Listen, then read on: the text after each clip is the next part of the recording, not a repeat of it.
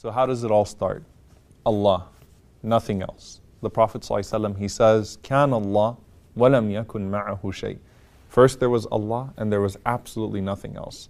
You know, no throne, no pen, no water, no clouds, no skies, no nothing. And Abu Razin, there's an authentic hadith in Sunnah Tirmidhi where Abu Razin, he asked the Prophet ﷺ, he says, well, where was Allah subhanahu wa ta'ala, before all of this? And the Prophet ﷺ says, كَانَ فِي عَمَا مَا تَحْتَهُ هَوَى وَمَا فَوْقَهُ هَوَى. There was no air beneath him, no air above him. It was just Allah subhanahu wa ta'ala. And you think about that and how amazing that is. And actually there's a sign in that where the Prophet ﷺ, he basically tells us that there is nothing but Allah that's worth it. Creation needs Allah subhanahu wa ta'ala and nothing else, because in the beginning there was Allah and there was nothing else.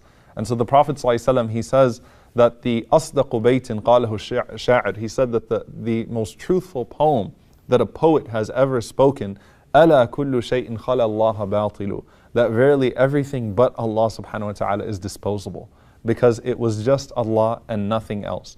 Now a lot of times, what Abu Razin radiallahu ta'ala anhu was doing when he asked the Prophet ﷺ that, and what we do at times when we see various ahadith where Allah is described, we try to limit Allah subhanahu wa ta'ala by our human dimension. So for example, Allah subhanahu wa ta'ala descends in the last third of the night and he asks, هَلْ مِن مُسْتَغْفِرٍ أَغْفِرَ لَهُ. The very famous hadith, is there anyone seeking forgiveness so I may forgive him? Is there anyone calling upon me so that I may answer him? And we start to think to ourselves, well, wait a minute, the last third of the night here is different from the last third of the night there.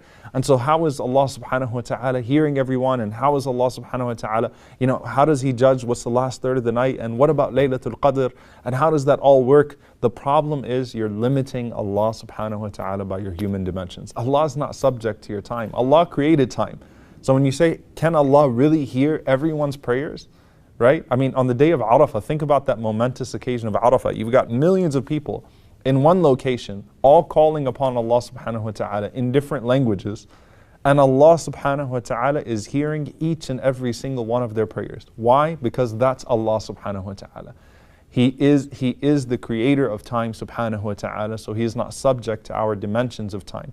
He's not subject to our human dimensions of anything. And that's why the ulama, the scholars, they have a very important principle that they say, كُلُّ مَا خَطَرَ فِي بَالِكَ اللَّهُ بِخِلَافِ ذَلِكَ. Every time you think of Allah subhanahu wa ta'ala, anything that comes to your head in terms of an image or in terms of trying to assign a human quality, Allahu bi khilafi dhalik. Just know that Allah is different from what you just imagined.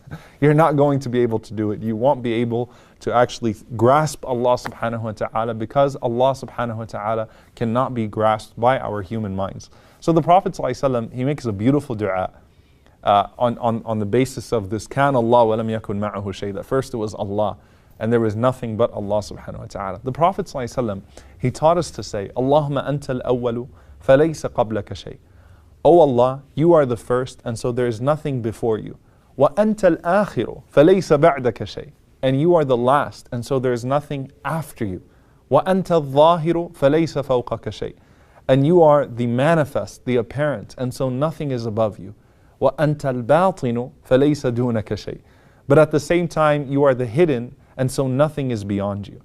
And so the Prophet ﷺ, what he's teaching us here is that Allah subhanahu wa ta'ala is the first, but he's also the last. And Allah subhanahu wa ta'ala is the manifest, but he's also the hidden. And that's why you have the very famous ayah in Surah Al-Hadid, which actually combines these names together, where Allah subhanahu wa ta'ala says, هُوَ الْأَوَّلُ وَالْآخِرُ وَالظَّاهِرُ وَالْبَاطِنُ وَهُوَ بِكُلِّ شَيْءٍ عَلِيمٌ. That he is the first and the last. And the presence of the letter waw here, the ulama, the scholars, they say that what Allah is telling us is that he's the first despite being the last. He is the manifest despite being the hidden at the same time.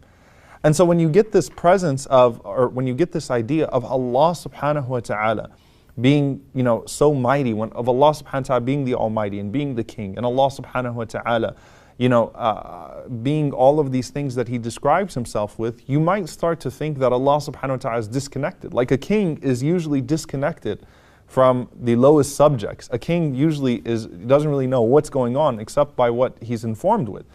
So Allah subhanahu wa ta'ala, right after He describes Himself and He describes the creation of the heavens and the earth and He describes the creation of the throne and He describes all of these things, Allah subhanahu wa ta'ala says, but listen, يَعْلَمُ مَا يَلِجُ فِي الْأَرْضِ وَمَا يَخْرُجُ مِنْهَا. Allah is so aware that He knows what goes into the earth and what comes out of it.